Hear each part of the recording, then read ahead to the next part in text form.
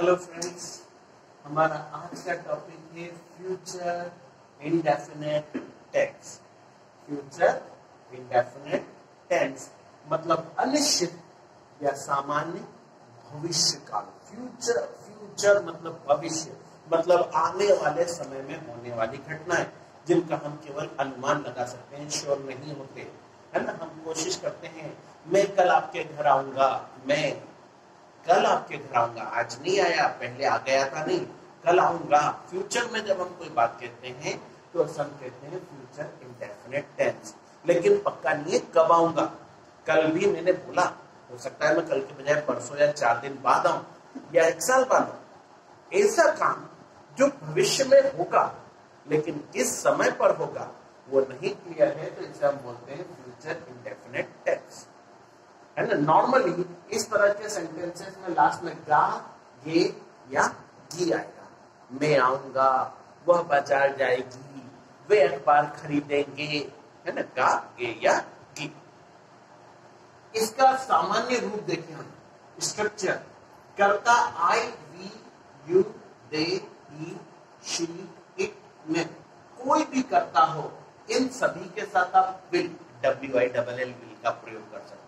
लेकिन सामान्यतया you, they, he, she, it, name के साथ विल का प्रयोग किया जाता है। और आई और वी के साथ आप शेल का प्रयोग कर सकते हैं। शेल का प्रयोग आप इनमें से किसी के साथ नहीं कर सकते। आप इस एरो को ध्यान से देख लीजिए।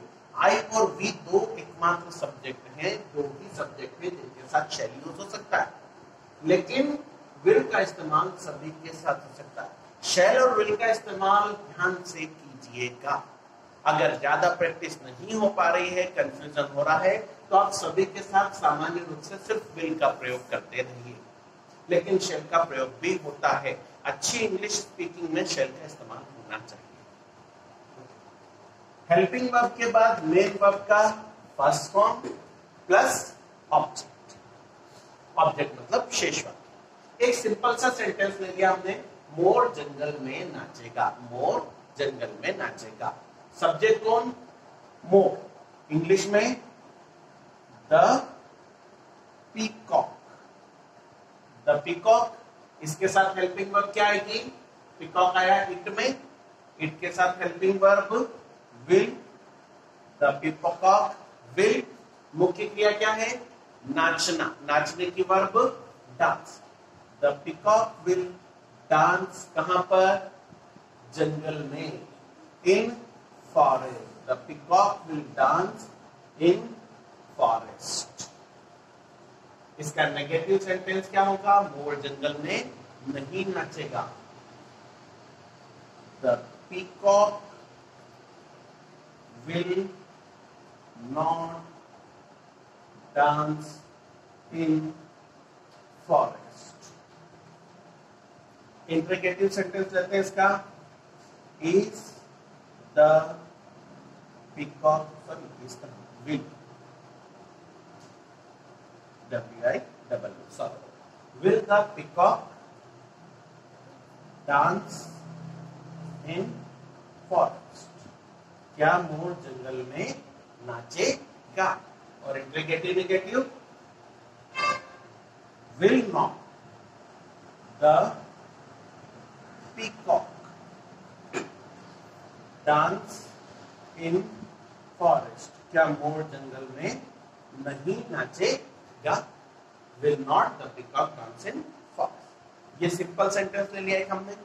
अब दूसरा सेंटेंस हम बनाते हैं, गार्ड के हरी झंडी दिखाने पर रेलगाड़ी चलेगी। इस सेंटेंस को देखें और इसमें बताइए सब्जेक्ट क्या है। What is the subject in this sentence? जब भी आपको सब्जेक्ट देखना हो, सब्जेक्ट ढूंढना हो, तो सबसे पहले देखिए कि काम क्या हुआ, क्या वर्क हुआ इस काम में, इस सेंटेंस में? चलना, चलेगी, है ना। कौन चलेगी? अब ये बता दीजिए, रेलगाड़ी। सो सब्जेक्ट इज रेलगाड़ी, है ना। ध्यान दीजिए, सब्जेक्ट और वर्ब को पहचानना जरूरी है। जरूरी नहीं कि सब्जेक्ट हमेशा सबसे आगे ही होगा, है ना। कॉम्प्लेक्स सेंटेंसेस में बीच में भी मिलता है।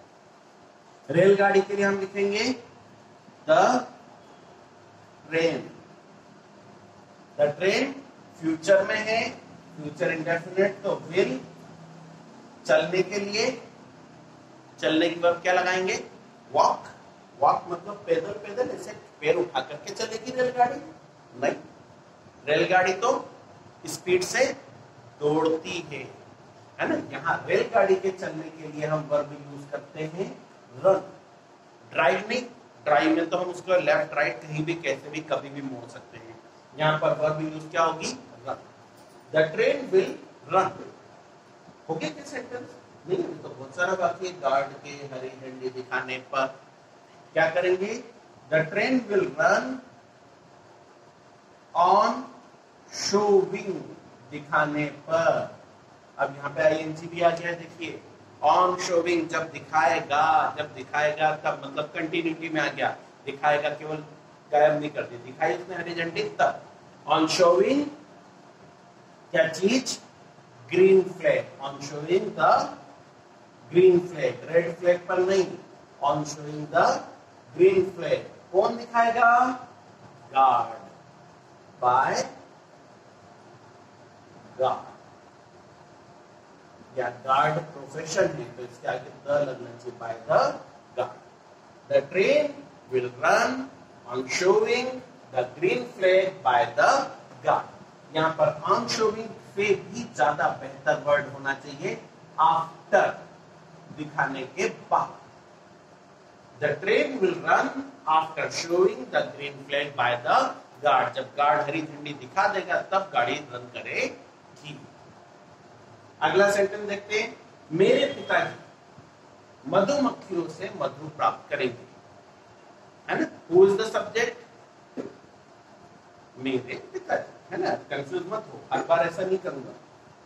आपको समझना है, इस चीजों की प्रैक्टिस करना है।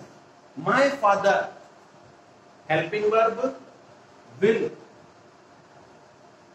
प्राप्त करना, प्राप्त करने के लिए गेट। गेट मीन्स पाना।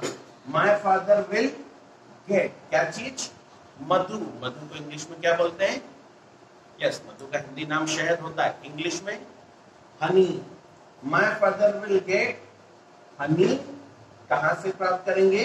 मधुमक्खियों से, by honey bee. Honey bee मतलब एक मधुमक्खी या मधुमक्खियों, तो हनी बी प्लूरल कीजिए उसे। My father will get honey by honey बीज।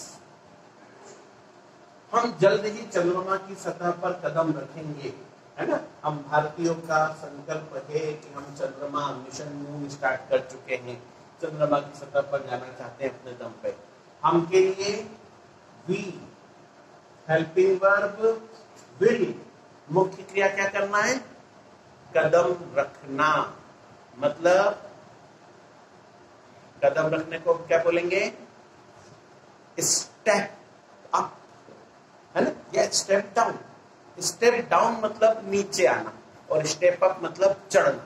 यहाँ पर हम चंद्रमा पे कदम रखेंगे मतलब कदम नीचे रखेंगे, लेकिन ये असल में हमारा विज्ञान की दुनिया में कदम ऊपर चढ़ाना होगा। तो वी विल स्टेप, सिर्फ स्टेप यूज कीजिए, ना ऑन, ना अप, ना डाउन। वी विल स्टेप चंद्रमा की सतह पर, ऑन द सरफेस, सतह के लिए ऑन द सरफेस किसकी? Of moon.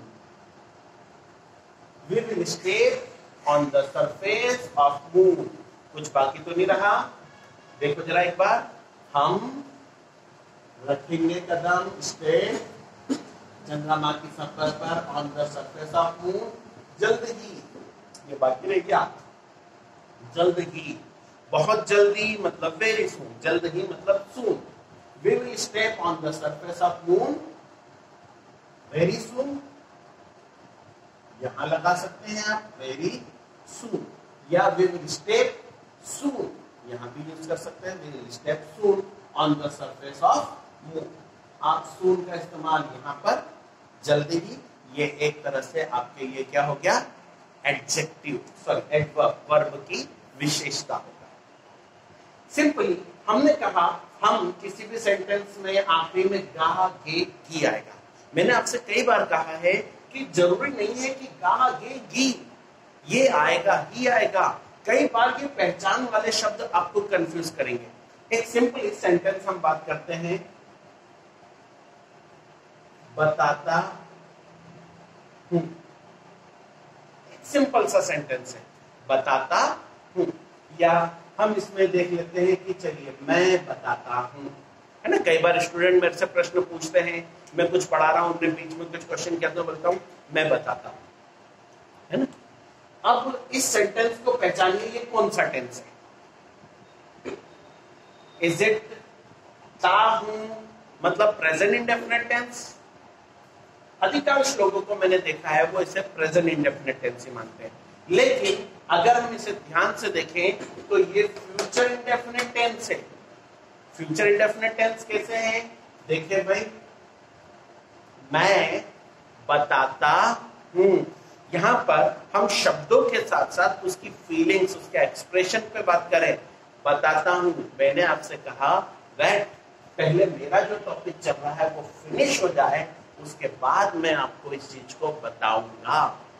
वर्डिंग्स का बताता हूं, लेकिन मीनिंग क्या है, रुको थोड़ी देर बाद बताऊंगा, मतलब इन फ्यूचर मैं आपको ये काम कराऊंगा। तो अफर्मेटिव सेंटेंस हम इसका बनाते हैं, मैं के लिए आई के साथ helping verb will, I will बताता हूं। अगर केवल सामान्य कोई बताने की बात है तो टेल, और अगर कुछ समझाने का है तो I will explain. I will explain, किसको बताऊंगा, आपको। I will explain you, I will explain you. आप यू नहीं भी लिखेंगे तो भी चलेगा, बट आई विल एक्सप्लेन मैं बताऊंगा भी चलेगा। ठीक है, आपने देखा ता हूं ऐसे पहचान करा रहा है कि वो प्रेजेंट इंडेफिनिट है, लेकिन कहाँ आ रहा है वो फ्यूचर इंडेफिनिट में। इसलिए मैं कहता हूं कि इन पहचान के शब्दों का इस्तेमाल 80% सही है, 20% अपनी बुद्धि का इस्तेमाल कीजिए। ओके स्टूडेंट्स, ना होमवर्क आप सभी जानते हैं, होमवर्क क्या दिया जाएगा आपको, 10 सेंटेंसेस ऑफ ईच टाइप, है ना, नेगेटिव, इंट्रीगेटिव, इंट्रीगेटिव, नेगेटिव, सभी तरह के।